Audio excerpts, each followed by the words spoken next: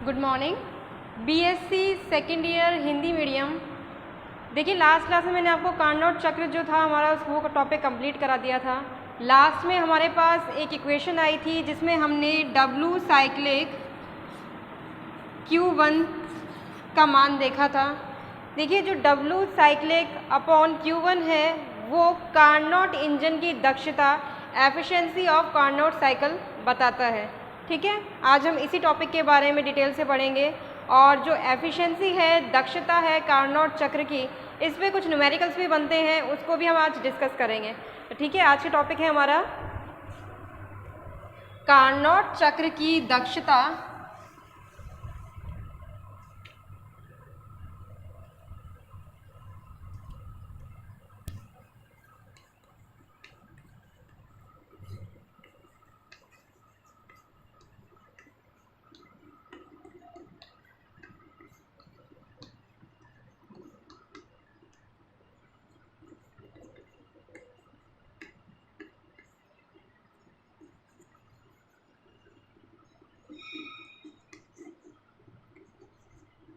Efficiency की अगर बात की जाए, देखिए दक्षता एफिशिएंसी होती है किसी भी काम को मतलब करने की एक कह सकते हैं पावर, एफिशिएंसी कहलाती है। तो यहाँ पर एफिशिएंसी का अगर हम लें तो मैंने आपको जो फॉर्मूला बताया है कि जो कार्य है कुल चक्रीय कार्य अपॉन दी गई ऊष्मा, यानी अगर हम इसको समझने की कोशिश करें कि किसी भी ऊष्मा इंजन को दी गई ऊष्मा की वह मात्रा जो कार्य उत्पन्न कराती है, मतलब कार्य जिससे उत्पन्न होता है, वह एफिशिएंसी दक्षता कहलाती है। ठीक है, किसी ऊष्मा इंजन या कार्नोट इंजन द्वारा अवशोषित ऊष्मा का वह अंश जो तुल्य मात्रा में कार्य में रूपांतरित होता है वह इंजन की दक्षता कहलाता है।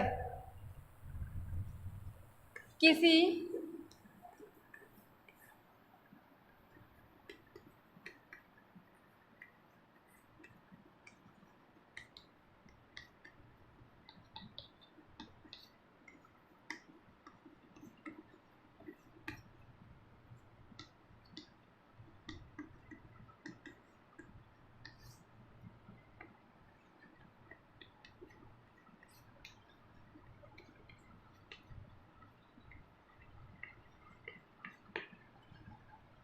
किसी कार्नोट चक्र या ऊष्मा इंजन की अवशोषित ऊष्मा का वह अंश जो तुल्य मात्रा में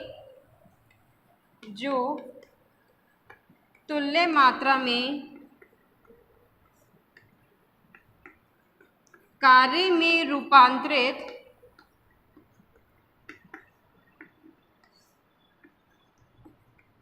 होता है वह ऊष्मा इंजन की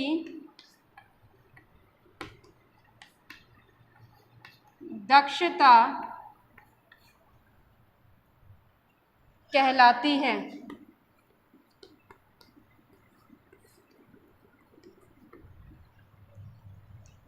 देखिए मैंने आपको पिछली क्लास में ये चीज़ क्लियरली बता दी थी, हमने ये चीज़ निकाल भी ली थी कि जो ऊष्मा इंजन है जो मात्रा अवशोषित करती है ऊष्मा की, वह पूरी की मात्रा पूरी जो मात्रा है वह कार्य में नहीं बदलती है। कुछ हिस्सा जो है वह बाद में उसे सिंक को त्यागना पड़ता है, यानी यहाँ पर ऊष्मा कभी भी पूर्ण रूप से रूपांतरित नहीं होती है कार्य में, कुछ ही मात्रा जो है रूपांतरित हो पाती है, शेष मात्रा को सिंक को त्याग दिया जाता है ऊष्मा इंजन द्वारा। तो यहाँ पे देखिए कार्नोट चक्र जो है उसकी दक्षता प्रदर्शित किससे की जाती है। देखिए इंजन की दक्षता को जो एप्सिलॉन होता है उससे प्रदर्शित करते हैं। इंजन की दक्षता को से प्रदर्शित करते हैं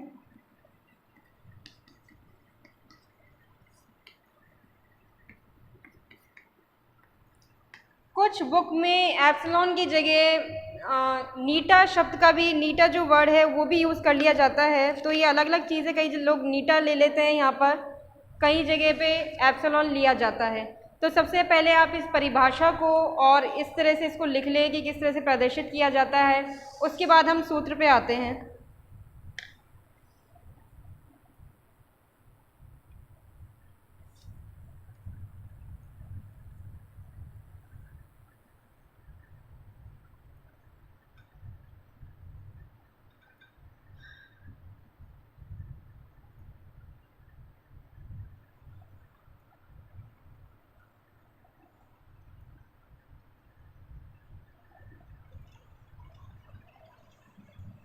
ठीक है, आगे अगर हम इसको पूरा हमारा जो कार्नोट चक्र है उसको लिखने की कोशिश करें, तो जैसे हमने बनाया था, कार्नोट चक्र में एक ऊष्मा इंजन होता है जो दो विभिन्न ऊष्मा कुंडों से जुड़ा रहता है। एक होता है उच्च ताप पर, दूसरा होता है निम्न ताप पर। तो उसके बारे में हम थोड़ा सा यहाँ पर लिख भी सकते हैं। माना ऊष्मा इंजन भिन्न ताप वाले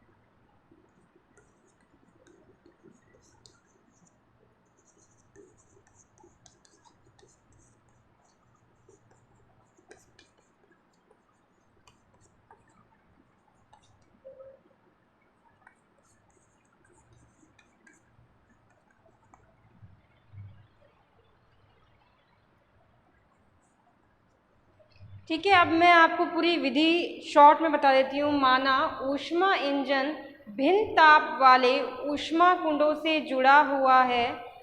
एक T1 उच्च ताप का ऊष्मा कुंड जिससे Q1 ऊष्मा अवशोषित कर ऊष्मा इंजन W कार्य करता है और उस ऊष्मा का शेष हिस्सा Q2 निम्न ऊष्मा कुंड T2 का त्याग देता है, T2 को त्याग देता है।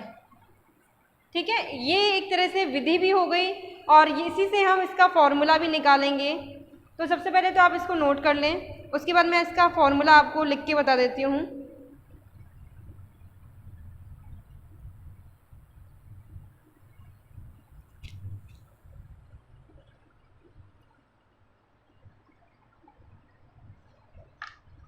ऊपर वाला यहाँ से मैं मिटा रही हूँ।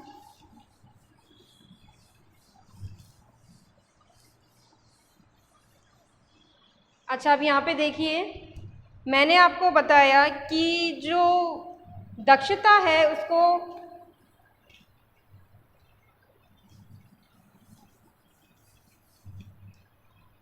W चक्रीय अपॉन Q1, देखिए यहाँ पे W साइक्लिक लिखिए या फिर सिर्फ खाली W लिख के भी छोड़ दीजिए। जैसे मैंने यहाँ पर साइक्लिक नहीं लगाया है, पर ये W के लिए ही बात हो रही है, हम कुल कार्य की बात कर रहे हैं। ठीक है, अब यहाँ पे देखिए जो W साइक्लिक है वो मिलता किससे है, सबसे पहले जो हमारा तंत्र है, तंत्र कौन सा, ऊष्मा इंजन, उसने अवशोषित की है Q1 ऊष्मा। Q1 ऊष्मा का कुछ जो मात्रा है वह कार्य में इस्तेमाल करता है, शेष वो त्याग देता है सिंक को। यानी Q1 में से अगर Q2 घटाएं तो जो मात्रा काम आ रही है वो मात्रा हमें मिल जाएगी जो कार्य में बदलती है। शेष जो मात्रा है वो निकल जाती है Q2 के रूप में। ठीक है, इस तरह से हमारे पास ये इक्वेशन आ गई है।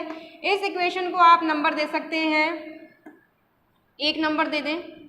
इसके अलावा जब मैंने आपको लास्ट क्लास में कार्नोट चक्र में W साइक्लिक अपॉन Q1 का मान लिखवाया था, तब आपको याद हो तो हमारी जो समीकरण आई थी W साइक्लिक Q1 बराबर था T1 माइनस T2 के। ठीक है, ऊपर आ गया था, नीचे की तरफ आया था T1। एक बार आप चेक कर सकते हैं अपनी बुक में, अगर आपको याद नहीं है तो इस तरह की समीकरण हमारे पास आ चुकी है। ये हो गई सेकंड इक्वेशन। ठीक है, 2 इक्वेशन हमको मिल गई है। अब इन दोनों इक्वेशन से हम मान निकाल सकते हैं दक्षता का।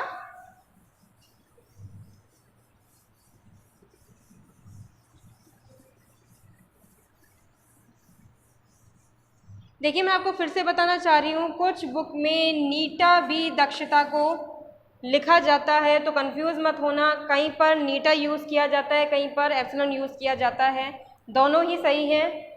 और आगे देखिए, अब इन दोनों समीकरण से, समीकरण 1 और 2 से, अब इन दोनों समीकरण को जोड़ने पर, या फिर मैं कहना चाहूँगी कि इन दोनों समीकरण को बराबर में रखने पर कुछ मान प्राप्त होगा। क्या मान होगा वो?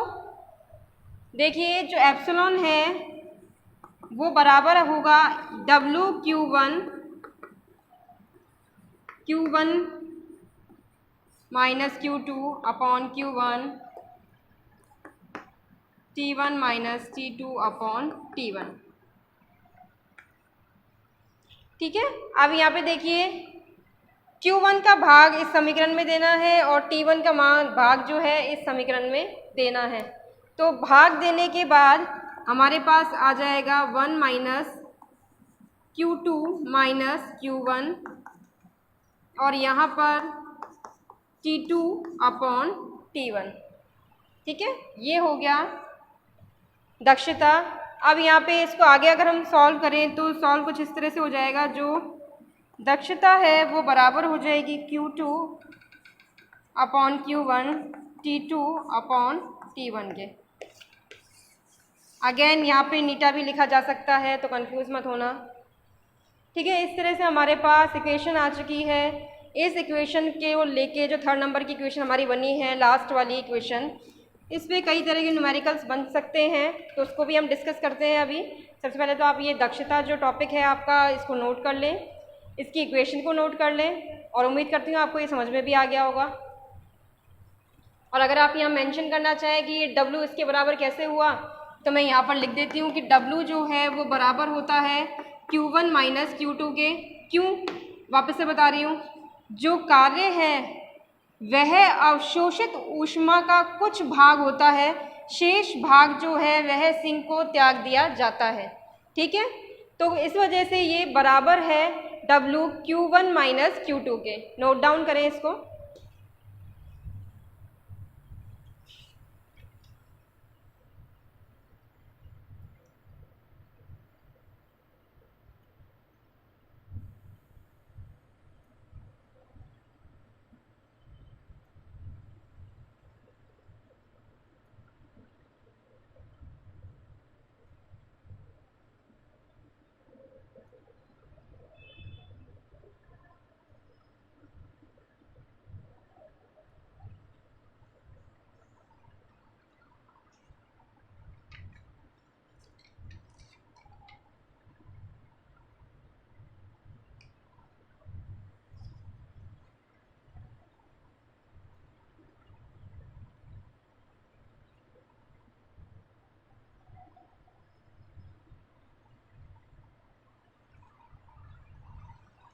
तो देखिए ये वाली जो हमारे पास लास्ट वाली इक्वेशन आई है, इक्वेशन नंबर 3, और इससे जस्ट पहले जो इक्वेशन आई है उसमें एक चीज़ और निकल के सामने आ रही है कि जो दक्षता होती है कार्नोट चक्र की वो हमेशा 1 से ज़्यादा होती है। 1 में से घटाया गया है ना इसको।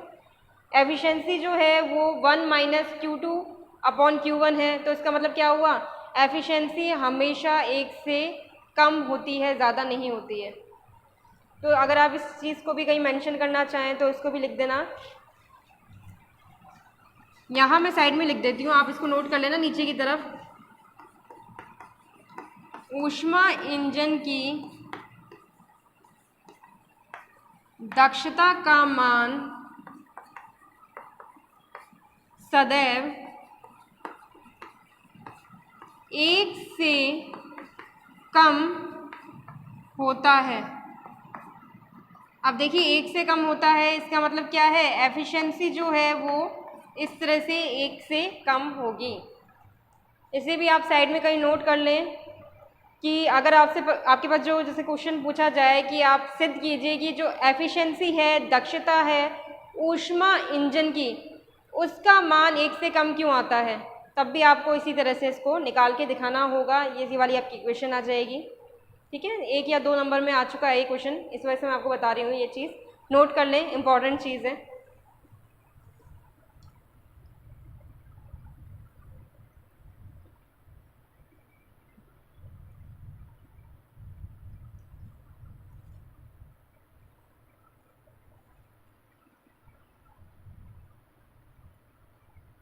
नेक्स्ट हम एक न्यूमेरिकल करने की कोशिश करते हैं।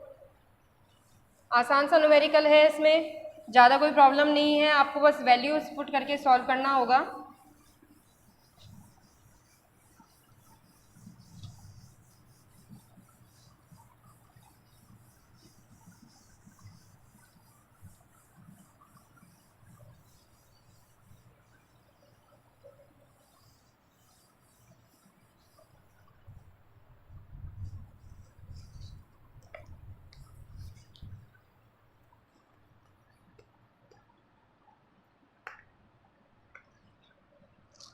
एक कार्नोट चक्र को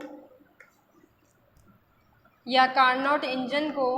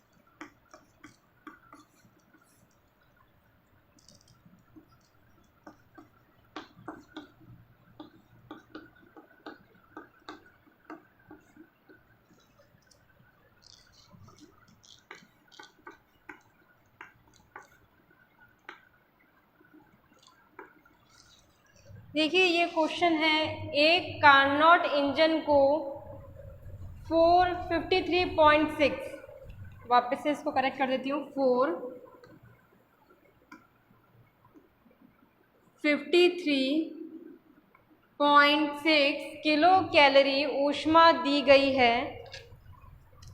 इंजन द्वारा 0 डिग्री सेल्सियस व 100 डिग्री सेल्सियस के मध्य किए गए उपयोगी कार्य की गणना कीजिए। अब यहाँ पे देखिए हमारे पास क्या क्या वैल्यू दी गई है। सबसे पहले तो हमको निकालना है कार्य हमें फाइंड आउट करना है, और Q का मान जो है ऊष्मा दी गई है, तो ये हो गया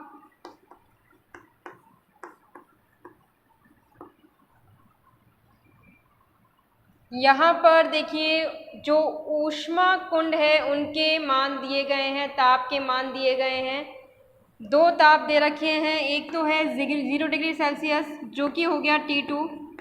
0 डिग्री सेल्सियस को आप कन्वर्ट करेंगे केल्विन में तो ये हो जाएगा 273 केल्विन।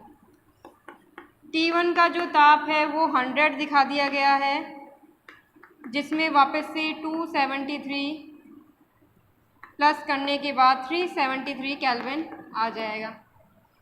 ठीक है, तो ये हमारा ये वैल्यूज़ दी गई है। W हमको फाइंड आउट करना है। बहुत ही आसान सा क्वेश्चन है, आपको समझ में भी आ गया होगा इसको किस तरह से सॉल्व करना है।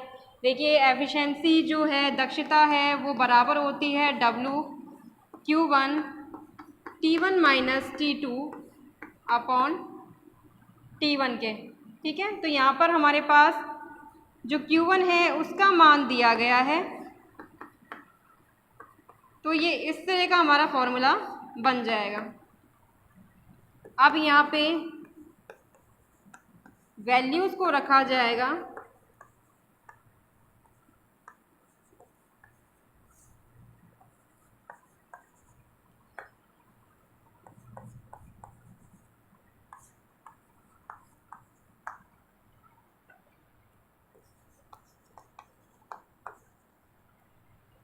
ठीक है, ये इस तरह से सॉल्व होगा।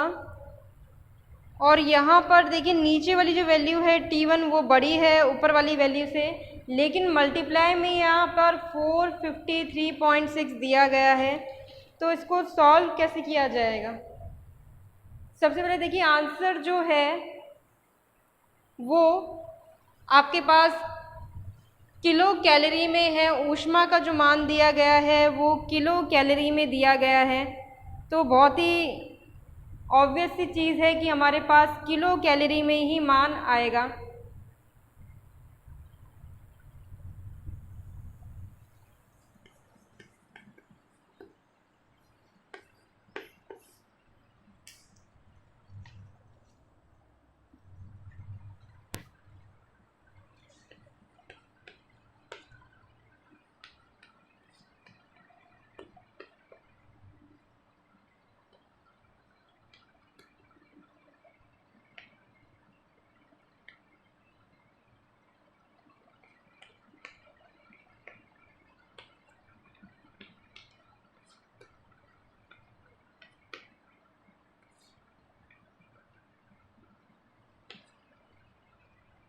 देखिए जो वैल्यू आएगी, 0 आ गए यहाँ पर, 7,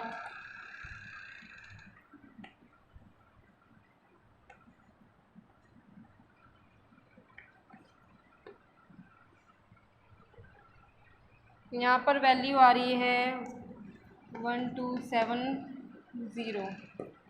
तो ये करीबन इस तरह से आ जाएगा इसका वैल्यू 121.5 या 5 ही आएगा, क्या आएगा एक बार चेक कर लेती हूँ मैं।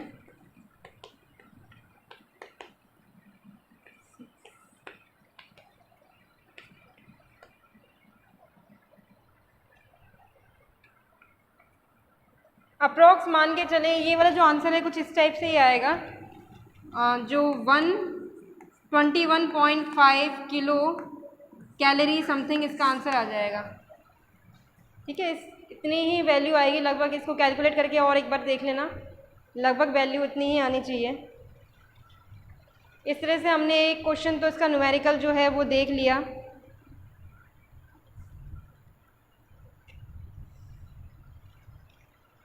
ठीक है, इसको नोट डाउन करें सबसे पहले आप।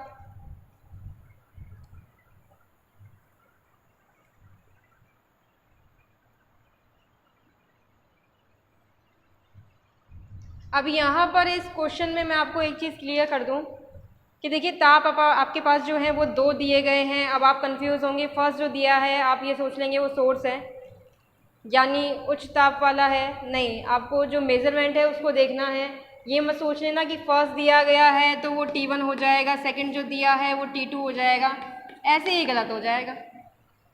हमें पता है जो उच्च ताप वाला है वह ये है, तो इसका मतलब T1 ये होगा, और निम्न ताप वाला ये है तो इसका मतलब ये T2 है। तो इस चीज़ को याद रखना, ऐसे मत कर देना कि 0 वाला जो है वो आगे दे रखा है, इस वजह से आप इसको T1 रख लें और पूरा आपका कैलकुलेशन गलत हो जाएगा, क्योंकि आपका वैल्यू जो है वो माइनस में आ जाएगा। माइनस का मतलब क्या है, वर्क जो है वो नेगेटिव आ गया, वर्क नेगेटिव आ गया तो यहाँ तो एफिशिएंसी की बात ही नहीं हो रही, वो तो नेगेटिव हो जाएगा सब कुछ। तो उस चीज़ को याद रखना कि आपको देखना है टेम्परेचर की वैल्यू, ना कि क्रम। ये नहीं देखेंगे कि फर्स्ट जो वैल्यू आ रही है तो इसका मतलब वो T1 है, ऐसा नहीं है। आपको टेम्परेचर देखना है, जो हायर टेम्परेचर है वो सोर्स है, लोअर टेम्परेचर सिंक है। ठीक है, नोट डाउन कर लें इसे।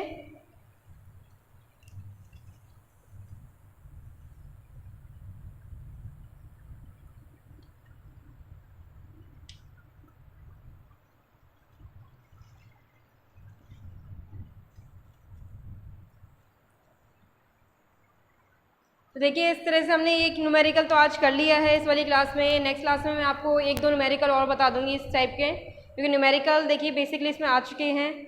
जो एफिशिएंसी है, दक्षता है, उसमें दो तरह से क्वेश्चन बन सकता है। पहला क्वेश्चन बन सकता है परिभाषा के रूप में, दूसरा जैसे मैंने आपको बताया कि जो दक्षता है कार्नोट चक्र की, ऊष्मा इंजन की, वो 1 से कम क्यों होती है। ये क्वेश्चन पूछा जा चुका है पिछले सालों में, या 1 या 2 साल पहले इस क्वेश्चन को पूछा गया था, 2 नंबर का क्वेश्चन आया था, तो वो भी आप एक्सप्लेन कर सकते हैं। और आ सकता है न्यूमेरिकल के रूप में पूछा जा सकता है, ये भी आपका 2 या 3 नंबर का क्वेश्चन बन सकता है। तो ठीक है, आज की क्लास में इतना ही। नेक्स्ट क्लास में आप बाकी के न्यूमेरिकल्स देखेंगे। ठीक है, थैंक यू।